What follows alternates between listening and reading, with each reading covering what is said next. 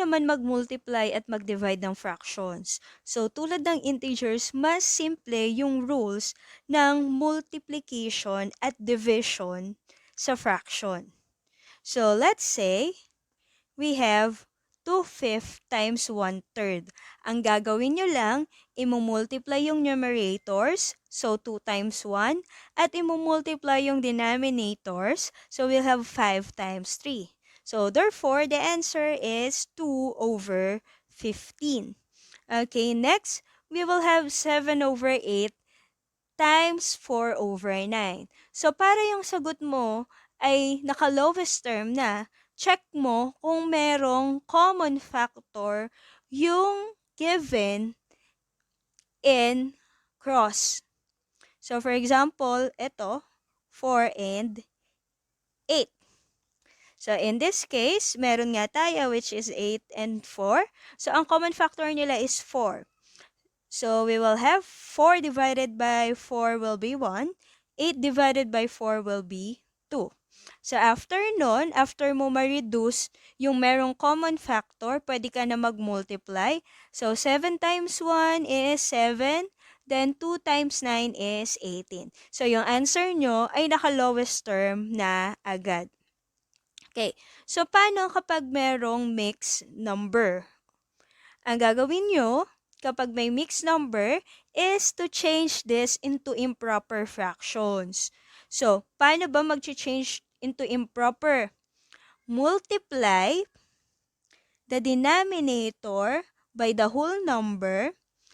So, 6 times 4 is 24. Then, add the numerator. So, 24 plus 1, kaya siya naging 25.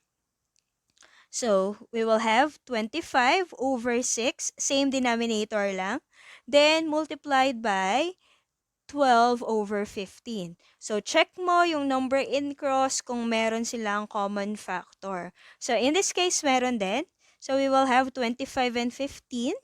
Common factor is 5. So, 25 divided by 5 is 5. 15 divided by 5 is 3. So, for 6 and 12, meron din. So, 6 divided by 6 is 1. 12 divided by 6 is 2. Then, proceed to multiplication.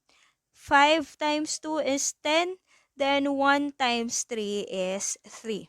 So, kahit improper yung sagot, basta lowest term, okay na yon. Hindi na kailangan pang i-change into mixed number. Paano naman kapag division of fractions? So, let's say we have 4/9 divided by 1/5. So, ang gagawin natin, we will copy the dividend. So, kung ano yung given, yun pa rin yung isusulat. Then, yung operation natin, mag-change into multiplication. And we will take the reciprocal of the divisor. So, yung 1/5 magiging 5/1. Magpapalit yung numerator and denominator. After that, we can proceed to multiplication na. So, 4 times 5 is 20. 9 times 1 is 9. So, therefore, the answer is 20/9. Okay, next, we have 7/12 divided by 6/15. So, same thing.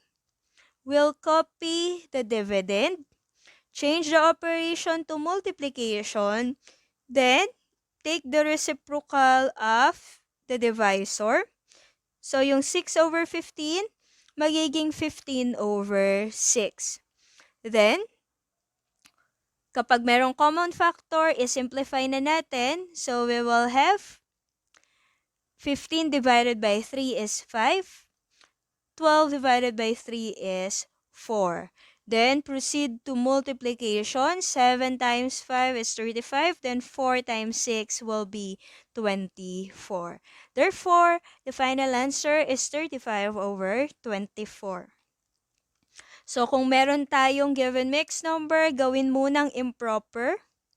So, magiging 25/8 times yung reciprocal ni 5/16. So, magiging 16/5. Then, hanapin ulit natin kung merong common factor yung number in cross. So, 25 and 5 meron, which is 5. So, 25 divided by 5 is 5. 5 divided by itself is 1. Then, yung 8 and 16 ay meron din, which is 8. So, 8 divided by itself is 1. 16 divided by 8 is 2. Then, multiply na. 5 times 2 is 10. Then, 1 times 1 is 1. Remember na kapag ang denominator ay 1, meaning the answer is a whole number.